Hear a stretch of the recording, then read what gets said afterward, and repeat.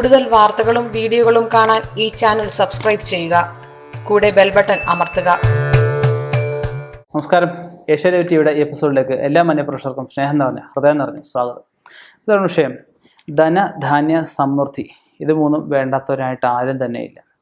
ഈ മൂന്ന് കാര്യങ്ങൾ ഉണ്ടാവാനായിട്ട് ഒന്ന് രണ്ട് ചെറിയ കാര്യങ്ങളാണ് പറയുന്നത്. ഇത് ചെയ്യുന്നതിന് മുമ്പായിട്ട് അവനുവേണ്ടി ദോഷങ്ങളൊന്നുമില്ല ഏതെങ്കിലും നല്ല ജ്യോതിഷനെ നേരിട്ട് കണ്ട് ഉറപ്പ് വരുത്തിയ ശേഷം ഞാൻ ഈ പറഞ്ഞ കാര്യങ്ങൾ ചെയ്യുക. തീർച്ചയായിട്ടും ഇത് നമുക്ക് വിധിപ്രകാരം ചെയ്ത് കഴിയാൻ ദിവസങ്ങൾക്കകം തന്നെ, മാസങ്ങൾക്ക് ദിവസങ്ങൾക്കകം തന്നെ ഇതിൻ്റെ നല്ല റിസൾട്ട് നമ്മുടെ ജീവിതത്തിൽ, നമ്മുടെ കർമ്മമേഖലയിൽ ഒക്കെ ഉണ്ടാവും. അപ്പോൾ അതിൽ ധനസമൃദ്ധിക്കായിട്ട്, ധനം ഉണ്ടാവാനായിട്ട് ചെയ്യാൻ പറ്റുന്ന രണ്ട് കാര്യങ്ങളുണ്ട്. മഹാലക്ഷ്മി ഭഗവതിയുടെ തന്നെ അതിപ്രശസ്തമായിട്ടുള്ള എല്ലാവർക്കും അറിയാവുന്ന ഒരു സ്തോത്രമാണ് കനകധാരാ സ്തോത്രം. അതിൻ്റെ പിന്നിൽ കഥയുണ്ട് കേട്ടോ. ശങ്കരാചാര്യ സ്വാമികളാണെങ്കിൽ വളരെ യാത്ര ചെയ്ത് ക്ഷീണിതനായിട്ട് വന്ന സമയത്ത് ഒരു വൃദ്ധയായ ഒരു സ്ത്രീ ജീവിക്കുന്ന ഒരു കുടിലിൻ്റെ മുമ്പിലെത്തുകയുണ്ടായി. വന്ന സമയത്ത് അമ്മേ വിശക്കുന്നു, എന്തെങ്കിലും ഭിക്ഷ തരണം, ഭഗവതി ഭിക്ഷാന്തേഹി എന്ന് പറഞ്ഞു. അപ്പോൾ ഈ സമയത്ത് ഭിക്ഷ കൊടുക്കാനൊന്നുമില്ലല്ലോ, എന്തെങ്കിലും ഭിക്ഷ കൊടുക്കാതെ പറ്റത്തുമില്ല. അപ്പോൾ അങ്ങനെ നോക്കി കഴിഞ്ഞപ്പോഴത്തേക്കും അവർ പുറത്ത് വന്നിട്ട് ശങ്കരാചാര്യ സ്വാമിയോട് പറഞ്ഞു, ക്ഷമിക്കണം, ഒന്നുമില്ല, ഒന്നുകൂടെ നോക്കിയാട്ടെന്ന് പറഞ്ഞു. നോക്കിയ സമയത്ത് ഒരു ഉണങ്ങിയ നെല്ലിക്ക കണ്ടതായിട്ട് ആ നെല്ലിക്ക കൊണ്ടുവന്ന് അദ്ദേഹത്തിന് ഭിക്ഷയായിട്ട് കൊടുത്തതായിട്ട് പറയപ്പെടുന്നു. അപ്പോൾ ആ ഭഗവാൻ അവിടെ നിന്ന് ശങ്കരാചാര്യ സ്വാമി അവിടെ നിന്നിട്ട് ഭയങ്കരമായിട്ട് പ്രാർത്ഥിച്ച് ആ നെല്ലിക്ക കൈവച്ചിട്ട് ഉണ്ടാക്കിയ സ്തോത്രമാണ് കനകധാരാ സ്തോത്രം. ഗംഭരേ പുളകഭൂഷണമാശ്രയന്തി ഭ്രംഗ്വാംഗനേമുകളാഭരണം തമാലം അംഗീകൃതാഖിലപുരിത പങ്കലീല മംഗല്യദാസ്തു മംഗളദേവതയായ. പിന്നെ അങ്ങോട്ട് മുക്താമുഹുറും അതേവരാര്, അങ്ങനെ തുടങ്ങും. ആ സ്തോത്രം എല്ലാവർക്കും അറിയാവുന്ന, അല്ലെങ്കിൽ സ്തോത്രം മേടിക്കാൻ കിട്ടും. പുസ്തകം വാങ്ങിച്ചിട്ട് നമുക്ക് പതിവായിട്ട് ധന അഭിവൃദ്ധിക്കായിട്ട് രാവിലെയും വൈകിട്ടും ജപിക്കാൻ പറ്റുമെങ്കിൽ നെയ്വിളക്ക് കൊളുത്തി വേണം പതിവായിട്ട് ജപിക്കാനായിട്ട്.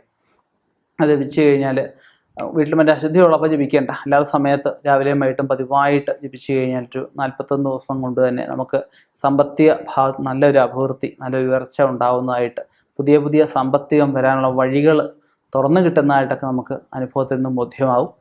രണ്ടാമത് ചെയ്യാനുള്ളത് ധാന്യം ഉദ്ദേശിക്കുന്നത് നമുക്ക് വീടുകളിൽ പാചകം ചെയ്യാൻ ആവശ്യമായ ധാന്യമാവാം.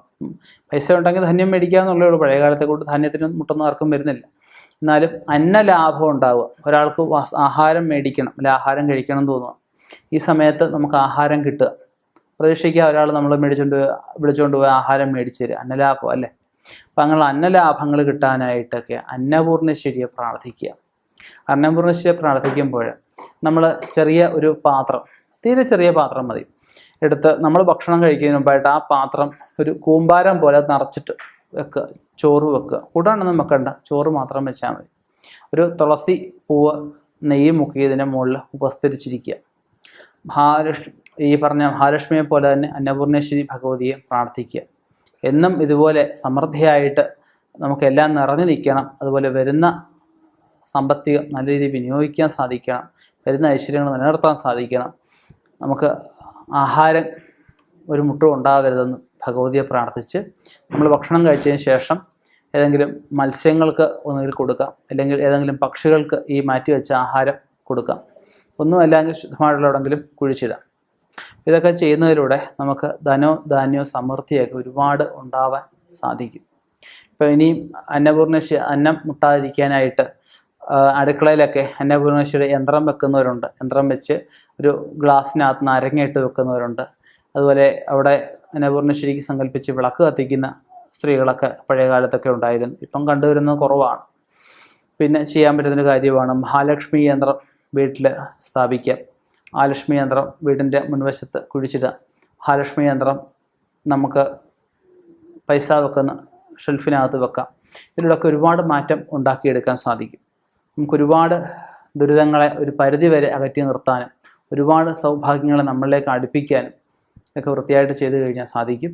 ഇനിയും ഇതുപോലെയുള്ള വ്യത്യസ്തമായ വിഷയങ്ങളുമായി കണ്ടുമുട്ടാം. നിർത്തുന്നു. നന്ദി, നമസ്കാരം.